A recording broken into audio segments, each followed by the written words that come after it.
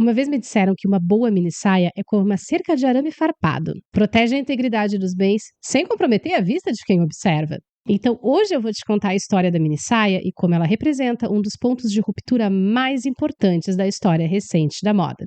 Meu nome é Pauline Kisler, eu sou a sua fada madrinha da história da moda e você está no canal da Modista do Desterro.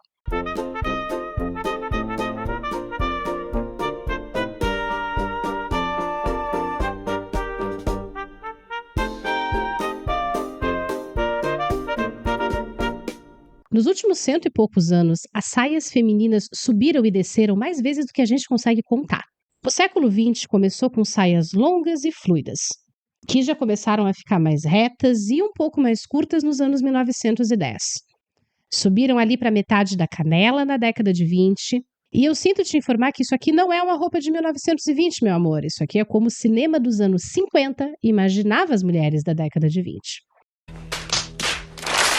A maioria das mulheres comuns ainda usava saias abaixo do joelho nessa época, chuchu. Mas elas deram mais uma subidinha nos anos 1930, chegaram no joelhinho nos anos 1940 e ficaram por ali nos anos 50. Claro que isso não incluía as roupas formais, porque tradicionalmente trajes formais tinham saias muito mais longas do que as roupas do dia a dia. E aí vieram os anos 60 e o mundo viu nascer a mini saia. Mas calma que essa história não é tão simples assim. Então já senta seu dedinho nesse botão de like, meu amor, se inscreve aqui no canal, ativa as notificações e vem comigo pra gente revirar o baú de roupas da história. Os anos 1960 são considerados a década de nascimento da juventude, ou pelo menos de um conceito de juventude mais próximo do que a gente utiliza nos dias de hoje, que localiza a juventude ali entre os 14 e 15 anos até os 25, mais ou menos, com uma sociedade que enxerga essa fase da vida como sendo algo diferente do resto. Uma época de experimentação com a liberdade recém-adquirida, de tomada de escolhas profissionais, de aproveitar um pouco a vida antes de constituir família e se tornar um adulto social e financeiramente responsável.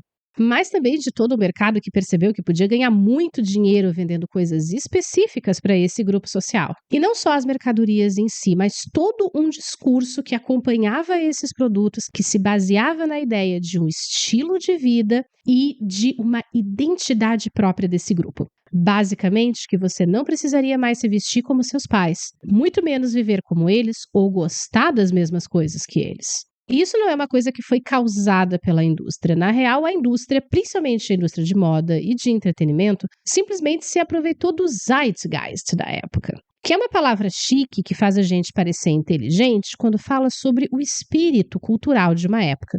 E a palavra que define o zeitgeist dos anos 1960 é questionamento. Jovens se opondo ativamente à guerra, estudantes se revoltando contra o autoritarismo do governo, pessoas pretas questionando as leis racistas de forma sistemática, mulheres lutando pela igualdade de direitos.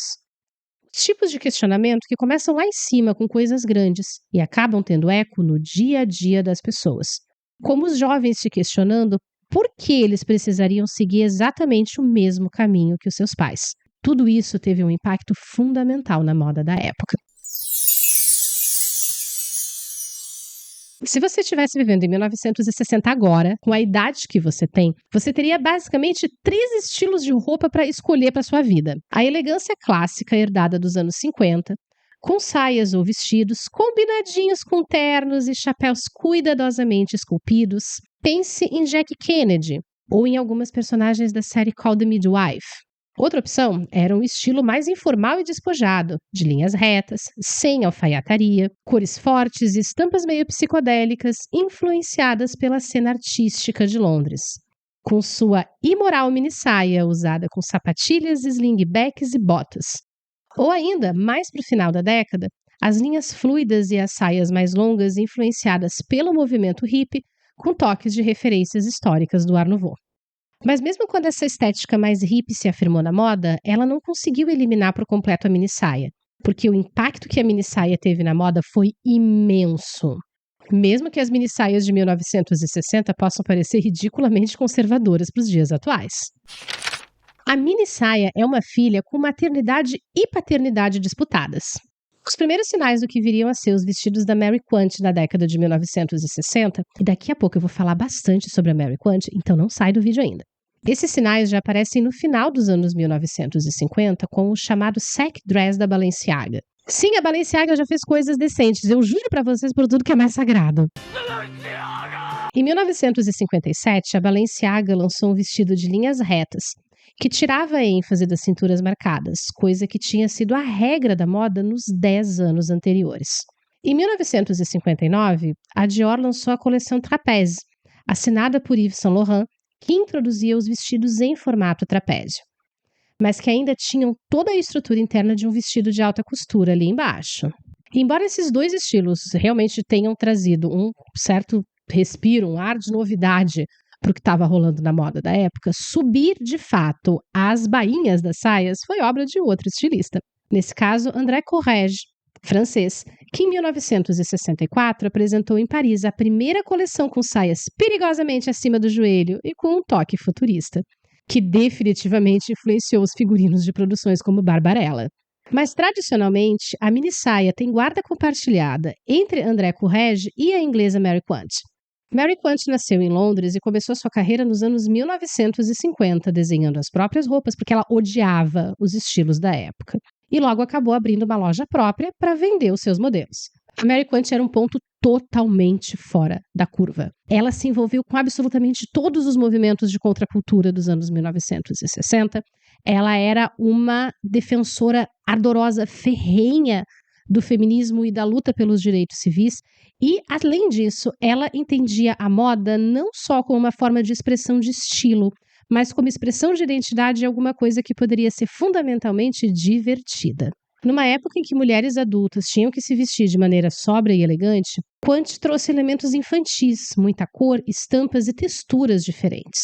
Os seus vestidos eram retos, soltinhos no corpo e pensados para ser usados com sapatos retos ou com saltos muito baixos. Ela aparece nessa foto usando um design próprio original de 64 que ainda ficava na altura do joelho. Mas nos anos seguintes, os seus vestidos ficariam cada vez mais curtos e mais ousados. A grande sacada da Mary Quant foi de traduzir o que o Courrèges propôs na passarela para alguma coisa que atendia ao anseio por novidade e por transgressão, em especial do público jovem. Quant passou a produzir seus vestidos em escala industrial, usando malhas que não precisavam ser passadas e mantinham as cores e estampas vivas por muito mais tempo. Flertou com a influência dos anos 1920, rejeitando a cintura natural em favor da cintura mais baixa inspirada nas melindrosas, introduzindo zíperes na frente dos vestidos, coisa que até então só existia em roupas esportivas. E essa influência esportiva fica muito evidente nos designs dela a partir de 1966, como esses dois vestidos com faixas contrastantes inspirados em uniformes. Mas ela também brincava muito com elementos considerados infantis, em especial coisas que ela pegava emprestado de uniformes escolares. Ela introduziu nos seus designs as golas do tipo Peter Pan e painéis contrastantes que imitavam o efeito dos aventaizinhos das crianças, mas também as estampas florais maximalistas e cores fortes que traduziam a estética urbana de Londres na época. E para conseguir atingir vários públicos diferentes, ela criou um outro rótulo, uma submarca dentro da marca dela, que era direcionada para uma clientela com um poder aquisitivo um pouco mais baixo. Fez campanhas com personalidades de forte apelo comercial entre os jovens, como a atriz Twiggy e a cantora Cilla Black. E logo, os looks com mini vestidos e mini saias combinadas com botas estavam no corpo de todas as jovens fashionistas, inclusive aqui no Brasil. Como a cantora Vanderleia, que no final dos anos 60 e começo dos 70, afrontava a família tradicional brasileira com seus looks inspirados na Barbarella. Numa das suas entrevistas, a Vanderleia menciona que ela e outras jovens da época viviam sob a pressão constante de se vestir exatamente como as suas mães. E é curioso que no Museu Victoria and Albert, em Londres, tem um depoimento de uma das mulheres que doou um dos vestidos da Mary Quant para a coleção deles, e aí uma das coisas que ela menciona é justamente isso, que a mini saia acabou se tornando uma coisa libertadora para as mulheres da geração delas, porque livrou essas meninas de 16, 17 anos de simplesmente do dia para a noite terem que passar a se vestir exatamente como as suas mães. Mas claro que nem todas as mulheres usavam mini saias tão curtas quanto as modelos, as atrizes e as cantoras. Mas a força da minissaia como um ícone de liberação feminina acabou até mesmo fazendo com que ela virasse pivô de alguns protestos na década de 60, como um grupo de mulheres inglesas revoltadíssimas com o fato de que a Dior continuava tentando forçar a estética de saias no joelho ou logo abaixo dele.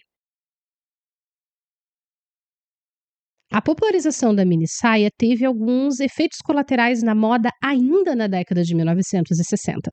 Com as saias antigas, as mulheres usavam meias 7/8 em tom bege, presas com ligas. Mas com a minissaia isso era impossível. Então a própria Mary Quant fechou uma parceria com a Nylon Rose Co., que permitiu o desenvolvimento da meia calça como a gente conhece ela hoje. E meias calças coloridas, desde o pretinho básico até as cores mais extravagantes. Além de meias estampadas e texturizadas com rendas e relevos. Mas a popularização da minissaia acabou também puxando a popularização das botas femininas. Elas tinham sido um item obrigatório nos guarda-roupas do século XIX, mas perdido popularidade na virada para o século XX, quando foram substituídas por pumps e escarpins. Mas nos anos 1960, as minissaias eram combinadas tanto com botas de cano curto quanto com as de cano longo, que são um ícone da época, além dos slingbacks, rasteiros ou com saltos muito baixos, e as sapatilhas, que já tinham começado a ser reabilitadas na moda na década de 1950. A minissaia é considerada por muitos como a última grande ruptura da moda ocidental. Depois dela, nenhum outro item de roupa, masculina ou feminina, teve um impacto cultural tão grande, nem causou tanto escândalo ou representou tão bem os anseios de mudança de uma geração inteira. Uma das provas disso é que ela está aí até hoje, ainda causando polêmica. E tá tudo bem você não gostar e você não usar a minissaia, meu amor, eu também não uso. Mas hoje nós temos uma liberdade para escolher nossos comprimentos de saia e formatos de roupa que não existia 70 anos atrás. E você não precisa diminuir a escolha estética de outra mulher para reafirmar a sua. Nós temos espaço para todos os gostos. E a verdade é que se você precisa diminuir o gosto do outro para validar o seu, é que você, no fundo, não tem nem gosto e nem segurança para sustentar o seu próprio estilo. Se você assistiu até aqui, meu amor, muito obrigada. Porém, contudo, todavia, agora com a carinha mais deslavada do mundo, titia vai pedir o seu like. Eu não vou pedir só seu like, eu vou pedir o seu comentário. E se o botãozinho de hype estiver disponível para você aí, senta o dedo no botãozinho de like, meu amor. E claro, se você gostou desse vídeo, deixa o seu comentário aqui embaixo, tá? E dá uma conferida nestes outros conteúdos de história da moda que a gente já tem por aqui e que eu separei para você com todo carinho.